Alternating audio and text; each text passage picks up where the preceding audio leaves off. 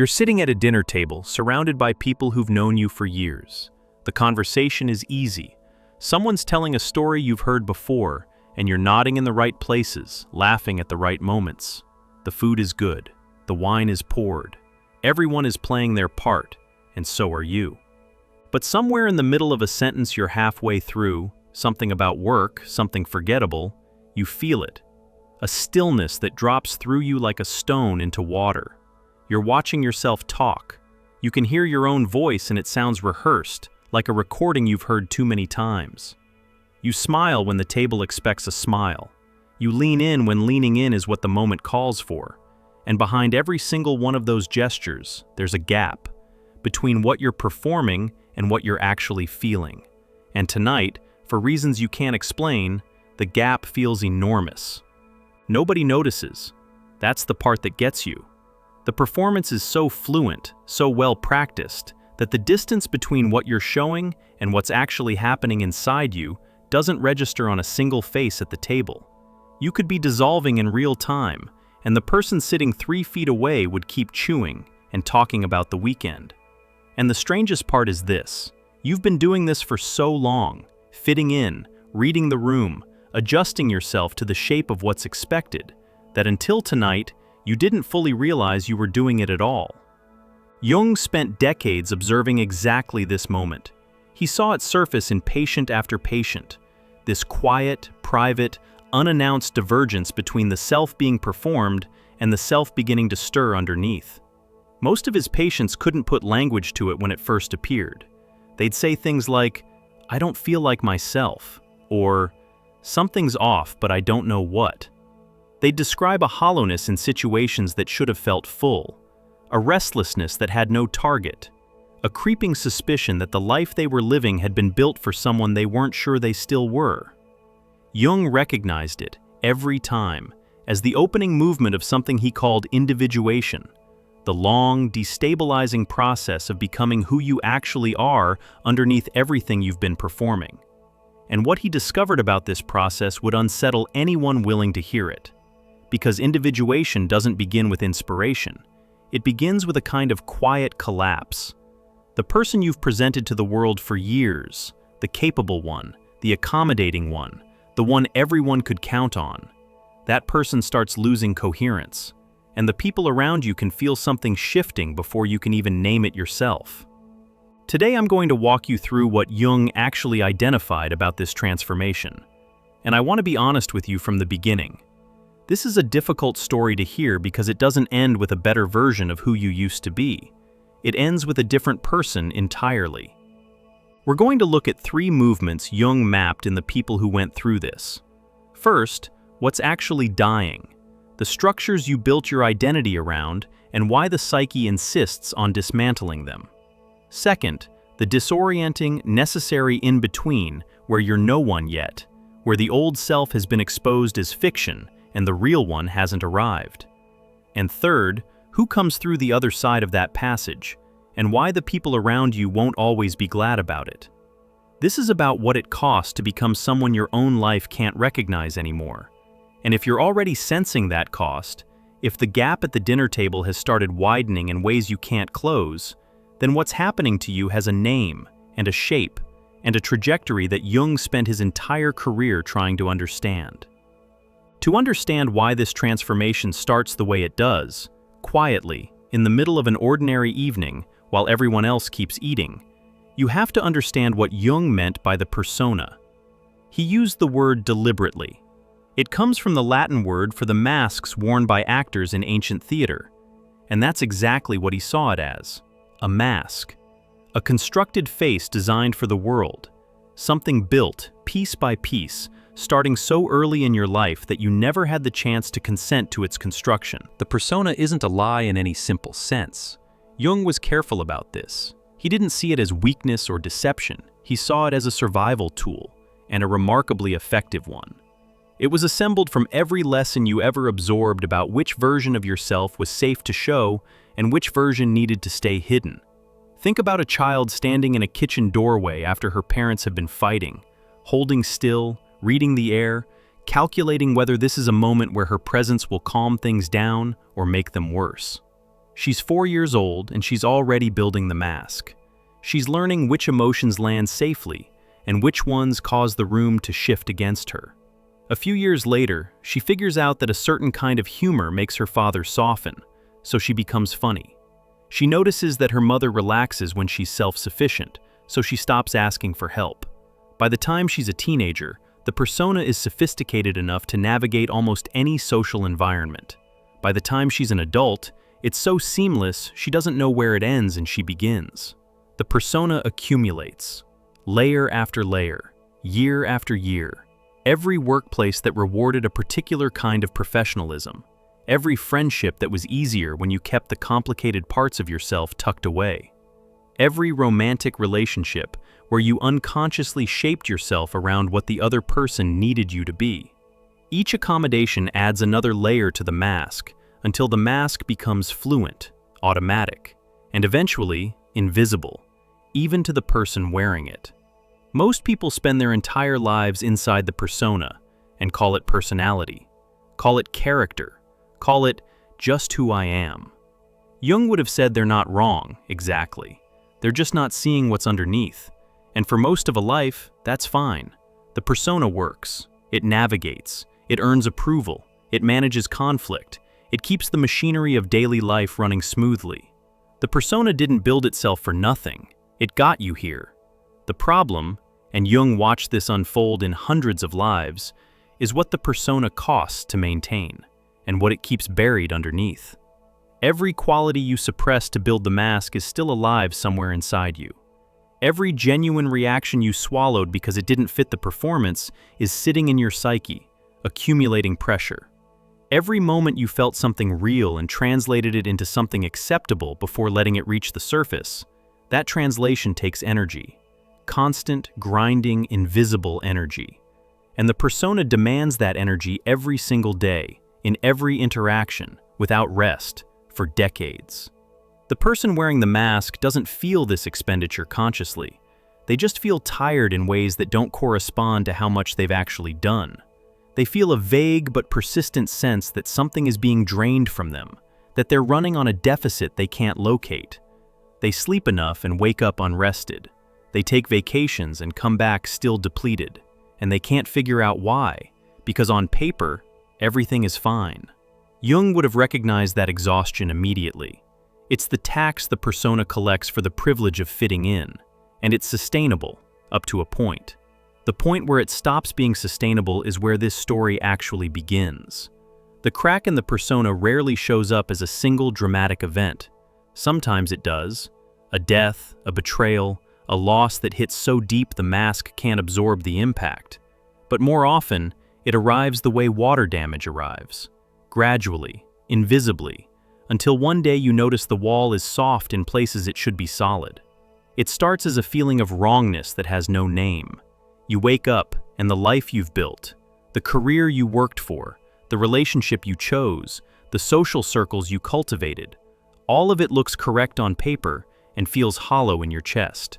You go through the motions because you don't know what else to do, and the motions feel mechanical in a way they didn't 5 years ago. The goals that used to pull you forward have lost their charge. The conversations that used to engage you feel like you're reading from a script someone else wrote. You're still showing up, you're still performing, but the connection between the performance and anything resembling genuine feeling has thinned to almost nothing. Consider someone who spent 15 years building a career their family could be proud of. They chose the safe path, the respectable path, the one that generated the right kind of approval. They were good at it. They advanced. They accumulated the markers of a life well lived, the title, the salary, the apartment, the social standing. And somewhere around year 12 or 13, they started waking up with a weight on their chest they couldn't explain. Nothing was technically wrong. Everything was exactly what they'd worked toward. And that fact, that they'd gotten everything they'd aimed for and still felt this emptiness, was more frightening than any failure would have been. Because failure at least gives you a reason to feel bad. Success that feels hollow gives you nothing to point at. You just stand inside it, surrounded by proof that your life is working, unable to shake the feeling that it isn't yours. Jung watched this exact pattern play out again and again. The The person arrives in his office confused, sometimes ashamed, unable to articulate what's wrong because nothing is wrong exactly. Everything is functioning. The relationships are intact, the career is progressing, the persona is doing its job. And yet something underneath has shifted, or is trying to shift, and the shift is creating a dissonance they can feel in their body even when they can't name it with their mind. He didn't treat this as malfunction. He recognized it as the beginning of something real trying to break through something constructed. The psyche, after years or decades of accommodating the persona's demands, was starting to push back. The suppressed self, the one buried under all those layers of accommodation, was stirring. And its stirring felt, from the inside, like things falling apart, because the persona had been the only architecture this person had ever known. When it starts to crack, it doesn't feel like liberation. It feels like losing your footing on the only ground you've ever stood on. Here's what makes this moment so disorienting. The crack doesn't announce itself as growth. It doesn't arrive with clarity or purpose or any sense that something meaningful is happening. It announces itself as loss, as absence, as the slow evaporation of certainty about things you thought were settled, who you are, what you want, why you do what you do.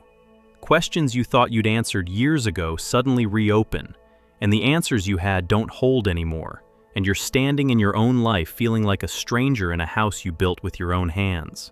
And the people closest to you start to notice. They can't put words to it, but they sense the shift. They say things like, "You seem distracted lately," or "Is everything okay?" Or the one that lands hardest, "You're not yourself." What they're sensing is real. The persona is losing coherence. The performance that used to be seamless has developed gaps. And what they're actually saying, without knowing it, is something more honest and more frightening than they realize. "I'm starting not to recognize you." That sentence, spoken casually, sometimes with concern, sometimes with irritation, carries the weight of everything that's about to unfold. Before the real self can emerge, something else has to die first. And it's the thing most people would least expect to lose, because it doesn't feel like a construction. It feels like the most authentic part of their inner life. Jung identified it as the ideal self, the perfected image of who you were supposed to become, the person you'd be if you just tried hard enough, worked long enough, fixed the right flaws, made the right choices. This image is so deeply embedded that most people don't experience it as an image at all. They experience it as truth, as the real destination their life is heading toward, as the version of themselves that's always been waiting just around the next corner. Once they lose the weight, once they get the promotion, once they find the right partner, once they finally get their act together. The ideal self is a composite. It's assembled from your parents' unlived dreams, your culture's definitions of success, the standards you absorbed before you were old enough to question them, and the desperate, silent promises you made to yourself in childhood about the kind of person you'd become if you could just survive long enough to grow up. Some of it may genuinely reflect who you are, but much of it, the parts assembled from fear, from obligation, from the need to prove something to someone who may not even be alive anymore, has nothing to do with the actual person underneath the persona. It's someone else's blueprint filed under your name, and when it starts to dissolve, it takes the ground out from under your feet. Because the ideal self was the source of your motivation. It was the engine driving the career decisions, the relationship goals, the self-improvement projects, the 5-year plans. Without it, the goals lose their charge, and not in a way that feels freeing. It feels like having the electricity cut in the middle of the night. Everything that was humming along just goes dark. The career you were building toward suddenly seems pointless, and you can't manufacture a reason to keep pushing toward it because the reason was never genuinely yours to begin with. The future you'd imagined dissolves, and you're left standing in the present with no map, no destination, and no clear sense of why you should move in any particular direction. People who experience this describe it as depression, and sometimes it gets treated as depression, and sometimes the treatment helps manage the symptoms. But Jung saw something more specific happening. He saw the psyche withdrawing its energy from a destination it never actually chose. The way a river, dammed for years and forced into artificial channels, will eventually find the weak points in the dam and start pushing through. The river isn't malfunctioning, it's correcting course, and the flooding that results looks like catastrophe when you're standing in it. But from a wider view, it's water finding its way back to where it was always trying to go. This is the point where the script turns toward you, not with comfort, but with something closer to friction. Because most people want to believe the ideal self they've been chasing is authentically theirs. They want to believe the ambitions were real, the goals were genuine, the vision of the future came from somewhere honest. Jung's observation challenges this directly. He'd ask, how much of what you're striving toward did you actually choose, and how much did you inherit? How much of your vision for your life emerged from genuine self-knowledge, and how much was handed to you by people whose love you were trying to earn? These aren't comfortable questions, and the answers, when they arrive, slowly, in the silence left behind by the dissolving ideal, tend to rearrange everything. What remains after the ideal self dies is disorienting precisely because it feels like nothing. The old motivation is gone. The new motivation hasn't formed yet. You're standing in a clearing where the forest used to be, and the openness that should feel like freedom feels instead like exposure, like vulnerability without a direction, like being handed a blank page after spending your entire life reading from someone else's manuscript and being told, now write your own. And you're sitting there with the pen, realizing you have no idea what your handwriting even looks like.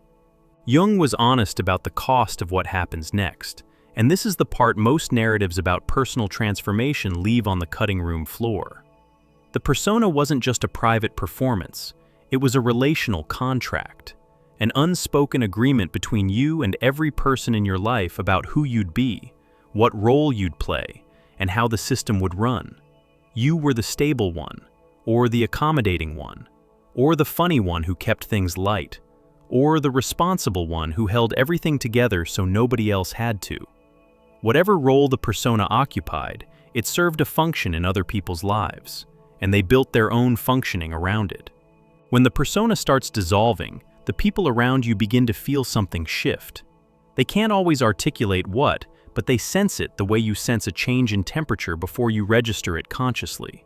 The person who was always available starts saying no, and the no reverberates through a relational system that never had to accommodate it before.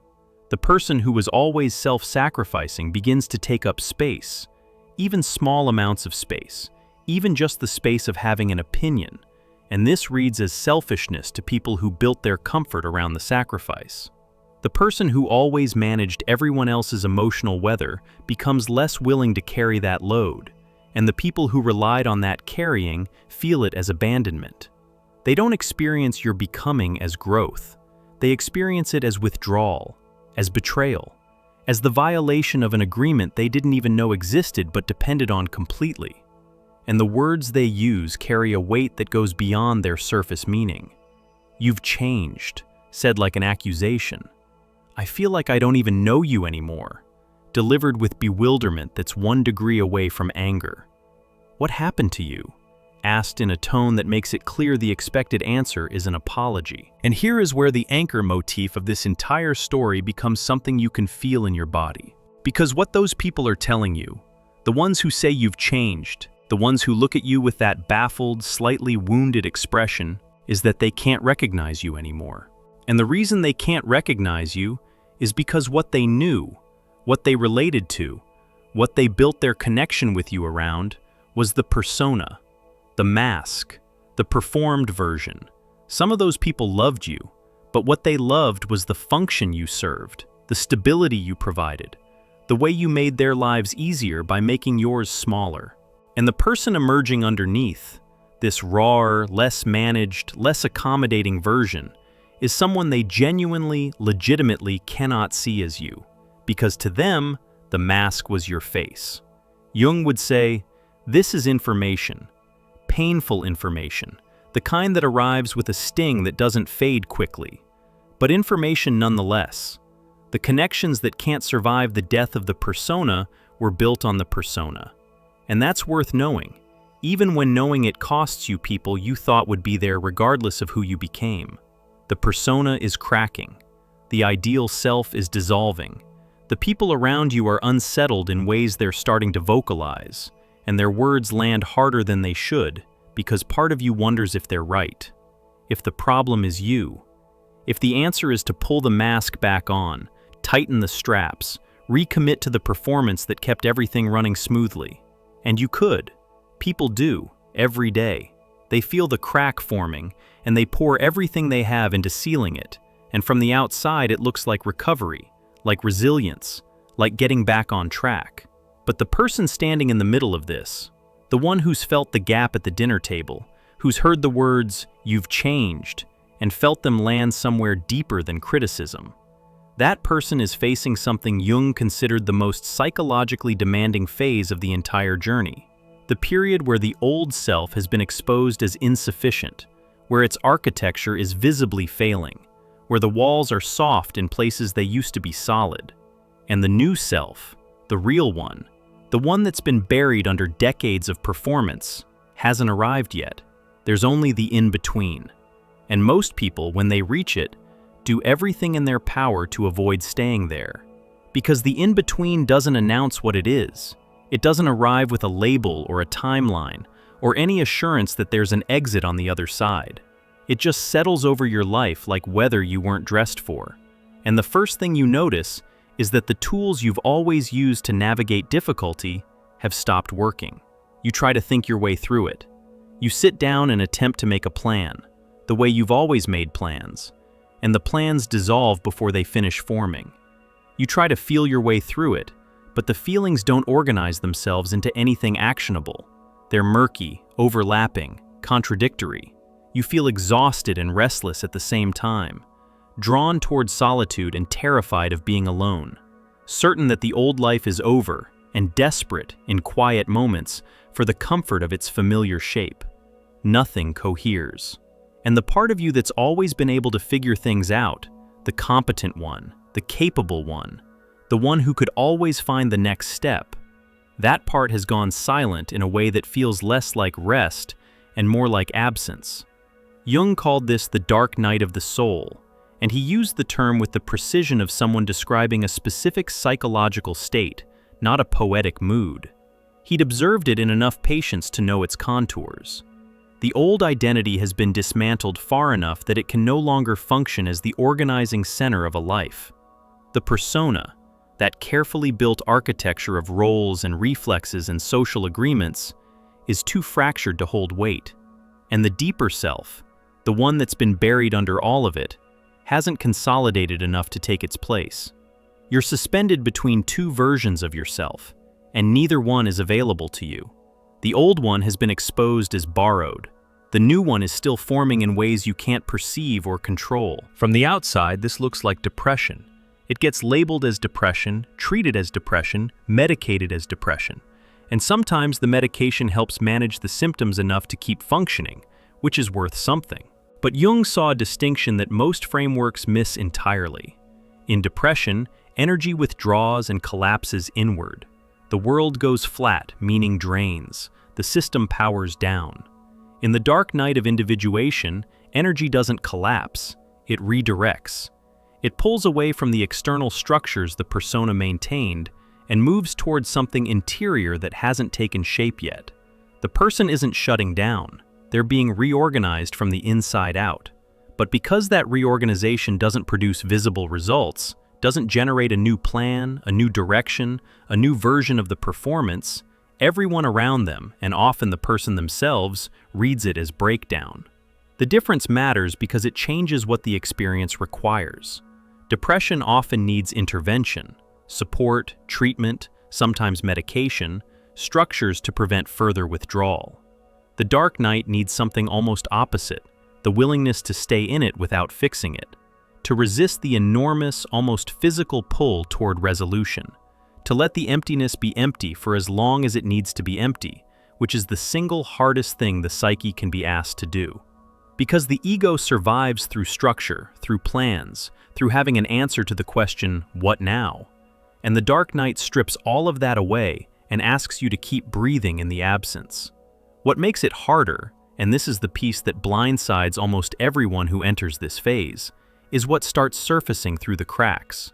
Because the first thing that emerges when the persona breaks open isn't the true self. It's everything the persona was built to contain. Jung called it the shadow, and he was specific about what he meant. The shadow isn't a monster lurking in some psychological basement. It's you, the parts of you that didn't fit the performance. Every quality suppressed because it made the wrong people uncomfortable. Every emotion swallowed because expressing it would have cost you something you couldn't afford to lose. Every impulse buried because the version of yourself that got love, got approval, got safety, had no room for it. These contents don't surface gently. They arrive with the force of something that's been compressed for decades. Think about what happens when you hold a beach ball underwater. The deeper you push it, the more energy is required to keep it there, and when you finally let go, it doesn't drift to the surface, it erupts. That's what shadow material does when the persona loses the strength to suppress it. If your persona required you to be endlessly patient, the first thing that surfaces is a fury so disproportionate to its triggers that it frightens you. You snap at someone over nothing. You feel rage in situations that call for mild irritation. And you think something is wrong with you, that you're becoming cruel, when what's actually happening is that 30 years of swallowed frustration is finally hitting air.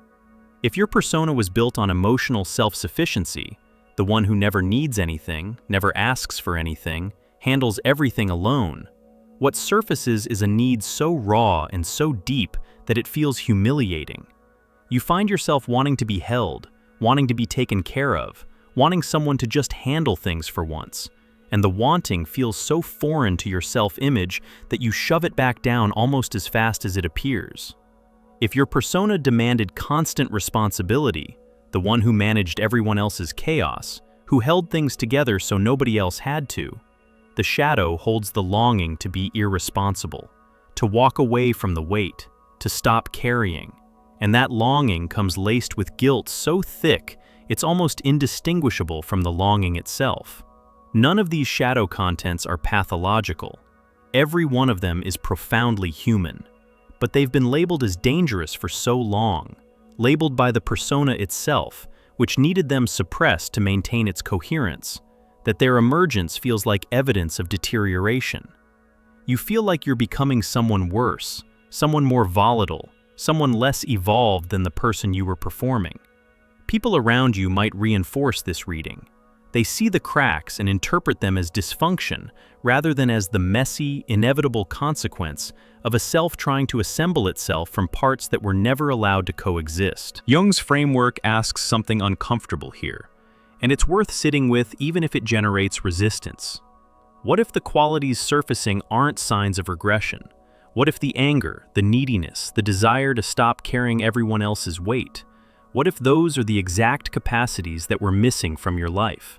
What if suppressing them is what made the persona feel hollow in the first place? The question isn't how to get rid of what's surfacing. The question is what it cost you to keep it buried, and what becomes possible when you stop.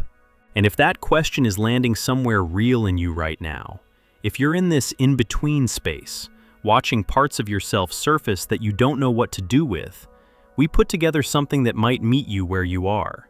It's called True Self-Discovery, 24 reflection exercises built from Jung's work, designed for exactly this stretch of the road, the one where the old self has cracked open and what's underneath hasn't found its shape yet. It won't rush you through. It'll help you stay present to what's surfacing instead of shoving it back down. The link is below. Let's keep going, because there's a dimension of this phase that almost nobody talks about honestly: the loneliness. Not loneliness in the sense of being physically alone, though that often comes with it. This is something more specific and harder to remedy.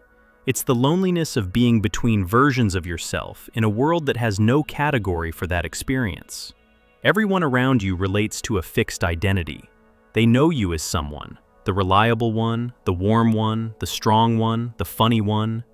Their relationship with you is calibrated to that someone. And the person you're becoming, unfinished, raw, leaking shadow material, unable to perform the old reflexes, is someone they don't have a framework for. You sit in a room with people you've known for years and feel like you're watching the scene through glass. The references are familiar. The rhythms of conversation are the same ones you've moved inside for a decade. And you can't participate. You open your mouth to say something, and the words that would have come automatically 6 months ago don't form. The joke you would have made to smooth the moment over isn't available. The agreeable nod, the strategic laugh, the well-timed deflection, all the social machinery the persona ran so fluently has seized up. You're standing in the middle of a room full of people who know you, and you feel more foreign than you've ever felt among strangers. This is the second pass of the anchor motif, and it cuts in both directions. They can't recognize the person you're becoming, and that's painful. But the deeper wound is this. You look at them, these people you've shared years with, and you realize you can't quite recognize them either. Because you're seeing them, maybe for the first time, without the persona's filter, without the reflexive translation that used to convert every interaction into something manageable. You're seeing them as they actually are, with all their own performances and suppressions and unexamined agreements. And the seeing creates a distance that wasn't there before. You still care about them. You might love them deeply. But something between you has shifted at a level that caring and loving can't automatically bridge. Jung didn't romanticize this. He was honest that the social cost of individuation was one of its most brutal features. The old communities can't hold what you're turning into. The new ones, built on whoever you're actually becoming, haven't materialized. And you're standing in a social no man's land that can last months, sometimes longer, with nothing but the raw fact of your own company to work with. The temptation to end this loneliness by any means available is almost beyond description. Which brings us to the part of this phase that most narratives about personal transformation conveniently skip, because it's uncomfortable and it doesn't flatter anyone. Most people who reach this threshold don't cross it. They get far enough into the in-between to lose the old self's coherence. They feel the crack widen, feel the shadow material surface, feel the loneliness settle into their bones. And then, the uncertainty becomes too much. The formlessness becomes unbearable, and they retreat. Retreat takes different shapes. Sometimes it's obvious, calling the ex, recommitting to the career that was suffocating, apologizing for changing, and promising everyone you'll go back to how you were. These retreats are painful, but at least they're visible. The person knows they're choosing the familiar over the unknown, even if they can't stop themselves from making that choice. The more dangerous retreats are the ones that look like progress. Someone in the in-between grabs a new identity, a new belief system, a new spiritual practice, a new relationship, a new cause, and steps into it immediately, before the void has done its work. From the outside, this looks like transformation. New language, new direction, new energy. But Jung would have recognized it instantly as what it is. A costume change. The same psychological architecture, the same unintegrated shadow, the same fundamental patterns, all of it operating inside a new wrapper. The persona hasn't died, it's just been redecorated, and the person wearing it gets to skip the agonizing emptiness of the in-between by replacing one performance with another, which feels like growth and functions like avoidance. Jung documented the cost of this retreat with the careful attention of someone who'd watched it happen too many times. People who turn back from the threshold carry a specific kind of ache that doesn't resolve with time. The persona reassembles, the life reconstitutes, the relationships stabilize around the restored performance, and underneath all of it, something knows. Something remembers the crack. Something felt the stirring of whatever was trying to emerge and registered, at a level below conscious awareness, that there was a version of this life that almost happened, a self that almost got to exist. The ache of that almost is quieter than the acute pain of the in-between, but it's also permanent. It becomes part of the background hum of a life lived slightly to the left of where it was supposed to be. So what does it actually take to stay? To hold the threshold instead of collapsing backward or leaping prematurely forward? Jung described it in terms that sound simple and feel nearly impossible. Holding the tension of opposites. knowing who you were without being able to return to it, sensing who you're becoming without being able to reach for it, sitting with both of those realities simultaneously, and refusing to resolve the tension by collapsing into either one.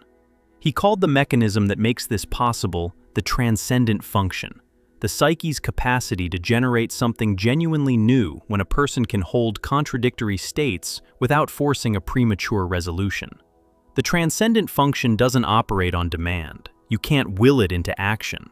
What you can do is create the conditions for it by staying present to the tension instead of escaping it. By continuing to function, going to work, paying the bills, feeding yourself, showing up to the basic architecture of a life, while everything inside feels provisional and slightly unreal. By tolerating being misread and misdiagnosed by people who need the old version back. By holding enough trust in a process you can't see to avoid forcing an outcome you can control. This isn't passive. Jung was emphatic about this. Staying in the in-between is one of the most demanding acts a human psyche can perform. It requires energy that has no visible output, discipline that produces no measurable result, a kind of faith, and Jung would have bristled at that word, but it's the closest one available, that the emptiness is doing something even when all evidence suggests otherwise, that the void between identities isn't the absence of progress, but the medium in which something real is taking form, the way a photograph develops in darkness and would be destroyed by premature exposure to light.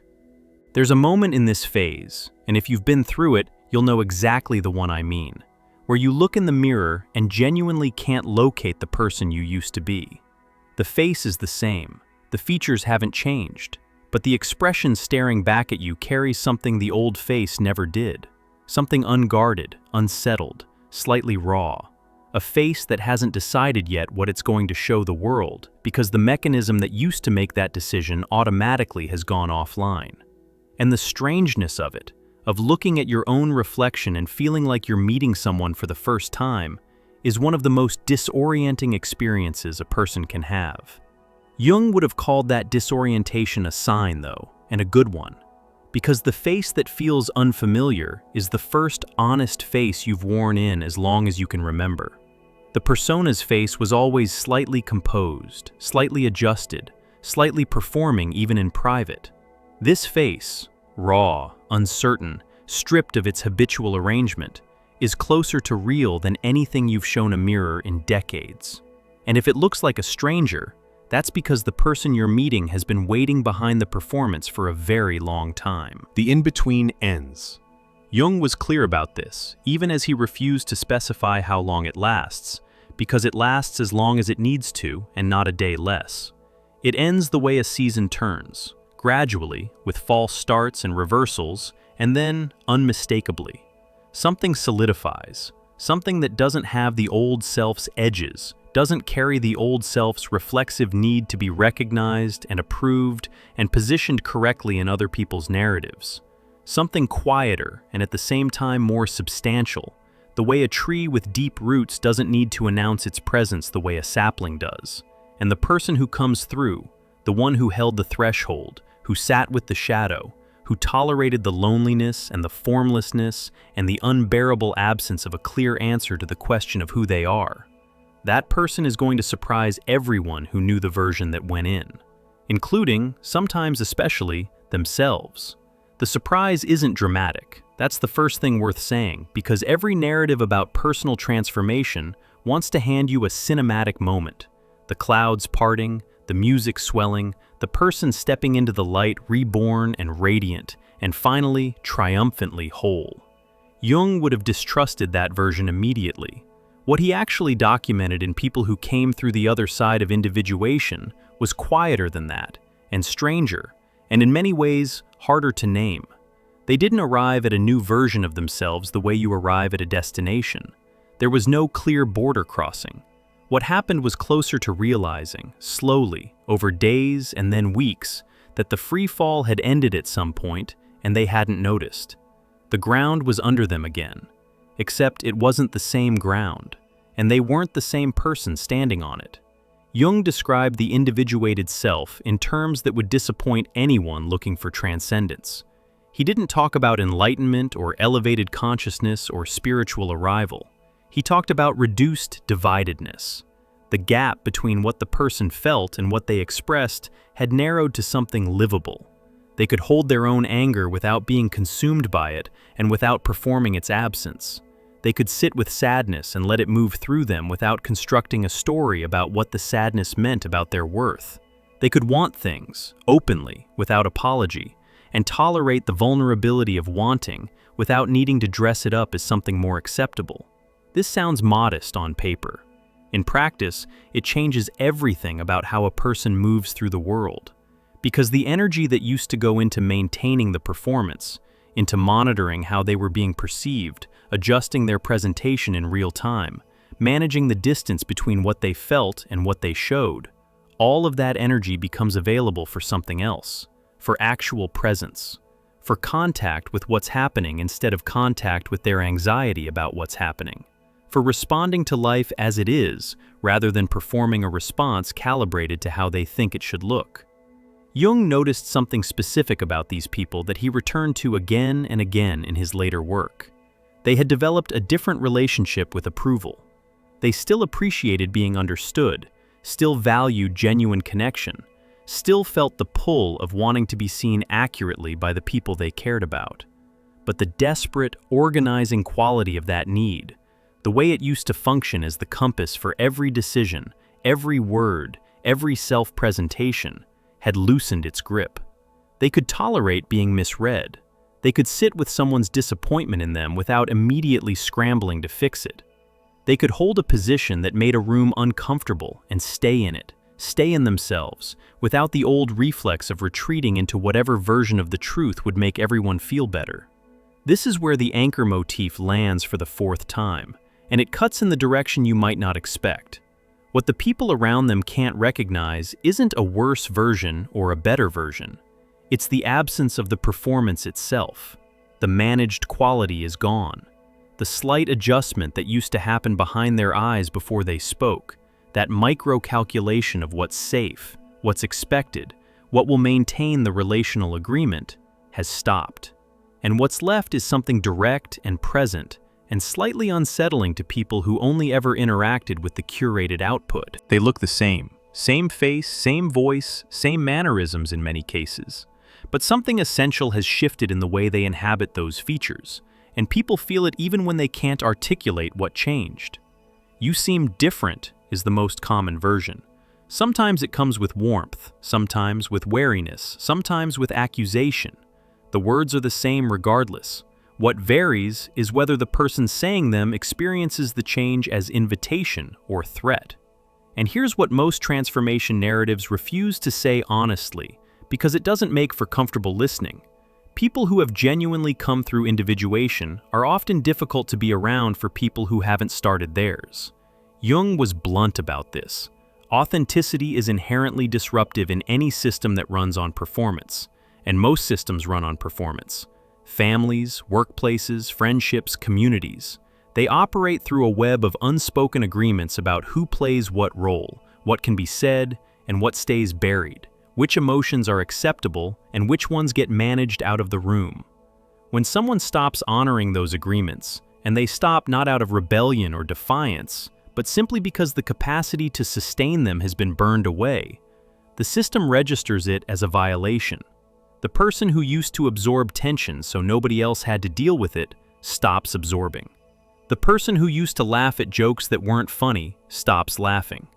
The person who used to preemptively shrink themselves to make others comfortable takes up their actual space. And none of this is done with aggression or announcement. It's done through absence, the absence of reflexes that used to fire automatically, that used to smooth every interaction before the interaction even had a chance to be real. This gets read as coldness, as arrogance, as "you think you're better than everyone now." And the reading makes a certain kind of sense from inside the old system, because the system only has categories for the roles it assigned. When someone steps outside their role without stepping into another recognizable one, the system doesn't have a framework for it. So it reaches for the closest available label, selfish, cold, too big for their boots, and applies it with conviction. The label is wrong, but the feeling underneath it is real. Something has changed in the relational dynamic, and the people affected by that change are allowed to find it disorienting. Jung would have been the first to acknowledge that. What he wouldn't have done is suggest that the individuated person should therefore retreat back into the performance to preserve others' comfort. He saw that impulse, and he saw people act on it, and he recognized it as the precise mechanism that keeps most human beings locked inside personas they've outgrown. The cost of authenticity includes being misread by people you care about. The cost of inauthenticity includes losing access to your own life. Jung believed the first cost, painful as it is, leads somewhere. The second one just accumulates. The relationships that survive this transformation, and the ones that don't, Jung tracked this pattern with the careful attention of someone who understood its weight. He never treated the loss of relationships lightly, never waved it away as necessary pruning or spiritual house cleaning. He knew that watching connections dissolve because you became more honest is a particular kind of ache that doesn't resolve with understanding. You can know, intellectually, that a relationship was built on the persona. You can see clearly that the other person was relating to the function you performed rather than the person performing it, and it still hurts to lose them. It hurts in a place that logic can't reach. What he did observe consistently was a pattern in which connections survived or didn't based on a single variable: the relationships that had some thread of genuine recognition underneath the performance, some moment, even a brief one, where the other person had seen past the mask and responded to what was actually there. Those had something to build on. The transformation didn't destroy them. It burned away the performed layer and revealed the real connection underneath. And that real connection, though it often needed renegotiation, often needed time, often needed both people to adjust to relating without the old scripts, could hold, could deepen, could become more sustaining than the original version ever was, precisely because it was no longer maintained by performance. The connections that were built entirely on the persona's output, on what you provided, how you made them feel, the role you played in their emotional economy, those lost their foundation when the persona dissolved, and there was no amount of goodwill or history or shared experience that could substitute for a foundation. These connections didn't end in dramatic confrontation usually. They ended in a slow drift, a growing inability to find each other in conversation, a widening silence that both people could feel and neither could bridge. Because the bridge had always been the persona, and the persona was gone. Jung documented something on the other side of this loss that deserves attention, because it complicates the narrative of isolation that individuation stories often settle into. People who came through, who grieved the connections that couldn't survive and held the ones that could, frequently developed a capacity for intimacy that surprised them. They'd spent their entire performed life believing they were close to people, believing the persona's version of connection was connection. And then, stripped of the performance, relating to someone from the unmanaged center of themselves, they experienced something they didn't have a comparison for: being actually met by another person, offering their real presence and having it received. The vulnerability of it was almost unbearable at first. Decades of performance had made genuine exposure feel dangerous in a way that bypassed rational assessment. But the contact, when it happened, had a quality the performed version never approached: richer, more textured, more capable of holding contradiction and complexity and the full range of what two actual people bring to each other. These connections were fewer. Jung was honest about that. The individuated person's social world typically contracted in size, but what it lost in breadth, it gained in depth, and the depth sustained them in ways the breadth never had. One conversation with someone who was genuinely present could nourish something that 100 performed interactions left starving. And here is where the script owes you something uncomfortable, because Jung would have insisted on it. Individuation doesn't solve the problem of being alive. It doesn't eliminate suffering. It doesn't deliver you to a place where the hard parts of existence stop being hard. The acute agony of the in-between fades, yes. The ego's death throes quiet down. The shadow, once its initial eruption is over, becomes something more like a companion than a threat. Still there, still capable of catching you off guard, but no longer the terrifying stranger it was when it first surfaced through the cracks. But the cost of being real in a world that rewards performance is ongoing, and pretending otherwise would be a disservice to everything this script has tried to say honestly. You'll sit in rooms full of people sometimes and feel the distance between your interior reality and the social surface everyone else is skating on, and the distance will ache. You'll make decisions that are perfectly legible to you, decisions rooted in something you can feel in your body, something that rings true at a level below argument, and those decisions will look inexplicable to people still navigating by the persona's compass. You won't always be able to explain. The language for what's driving you doesn't translate easily into the language of the performed world. And that gap between what you know and what you can communicate will be its own kind of solitude. You'll encounter your own shadow again and again. Integration doesn't happen once and hold forever. New situations surface new material. Old patterns reassert themselves in new contexts. The work of staying honest with yourself about yourself is a practice, not an accomplishment. Something you do daily, imperfectly, with the awareness that you'll never fully see yourself and the commitment to keep trying anyway. Jung called individuation a lifelong process for a reason. The destination doesn't exist. The direction is all there is. And the version of your life that would have continued if you'd retreated from the threshold, the one where the persona reassembled and the performance resumed, and the familiar ache settled back into its permanent place in your chest. You'll think about that version sometimes. You'll wonder about it with the kind of curiosity you have about roads you didn't take, paths that branch off into lives you can imagine but never verify. And the wondering won't always feel clean. Sometimes it'll carry weight. Sometimes you'll miss the simplicity of the performance, the way the mask made everything smoother, the ease of knowing exactly what was expected and delivering it. Being real is harder than being performed. Jung never pretended otherwise. But here's what he came back to, across decades of watching both paths play out in the lives of hundreds of patients. The choice was never between pain and its absence. The choice was between two kinds of pain. One kind, the pain of avoidance, of inauthenticity, of living inside a structure built by someone else's expectations, is dull and repetitive.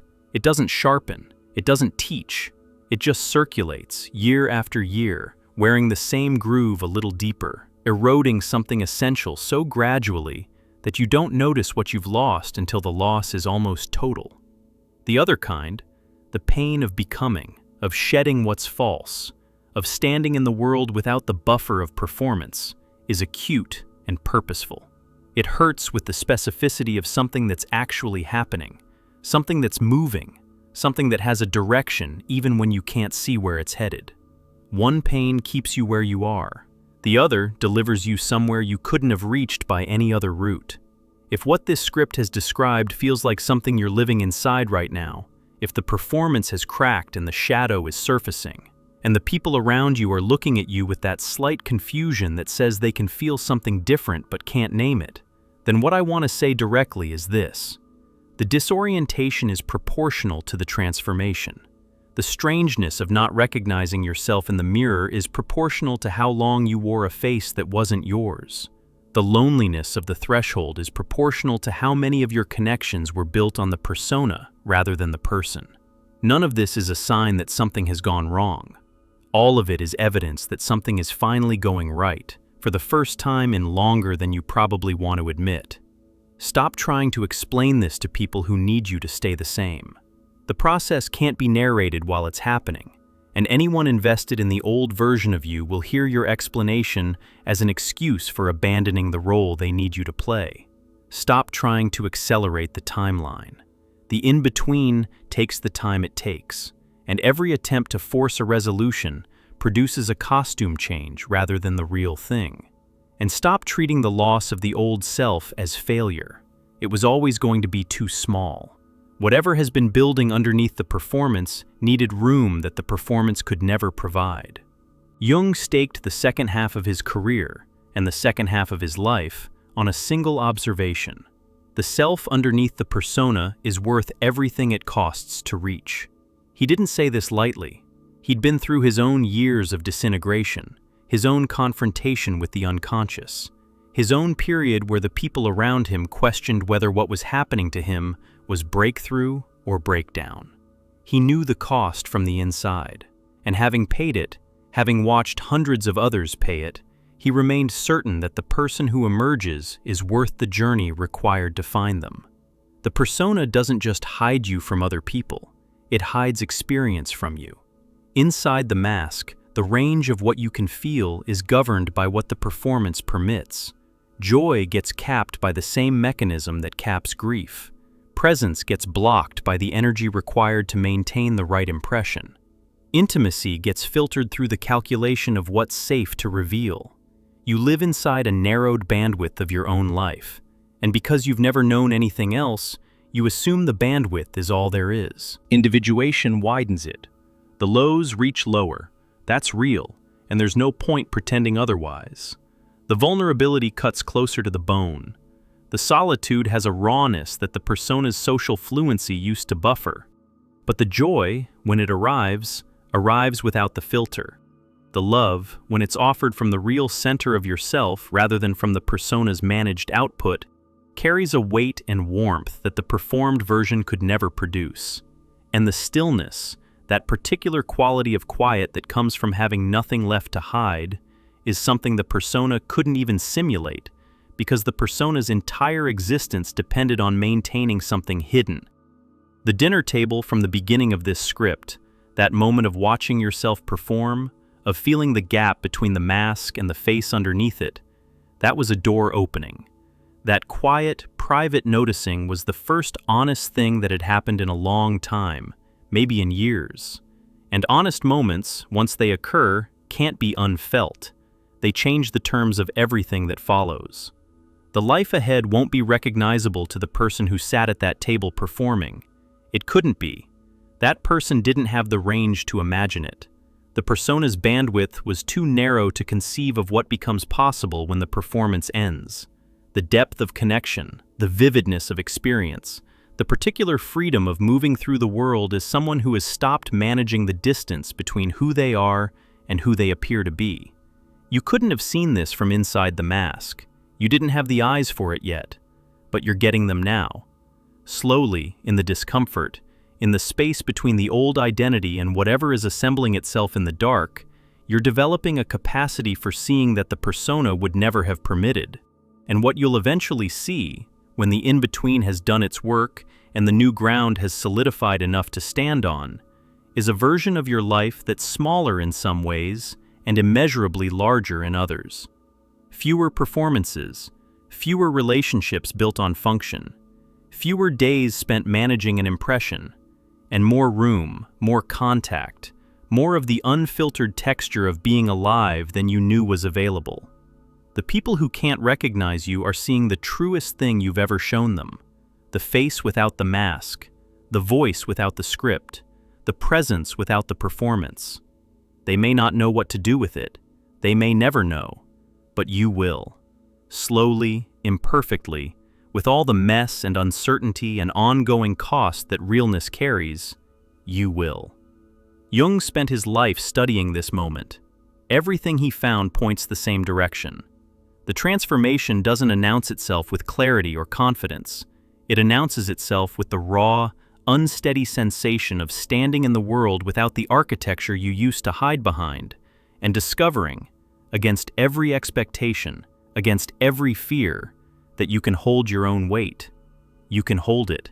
You're already holding it. And the life on the other side of what you're going through right now is closer than the darkness would have you believe. If you're somewhere in this process, still raw, still between versions of yourself, still learning how to stand without the mask, we created something for exactly this stretch. True self-discovery. 24 reflection exercises rooted in Jung's work, built to help you stay present to what's emerging instead of rushing past it or retreating from it. A way to meet the person underneath the performance on your own terms, at your own pace. The link is right below.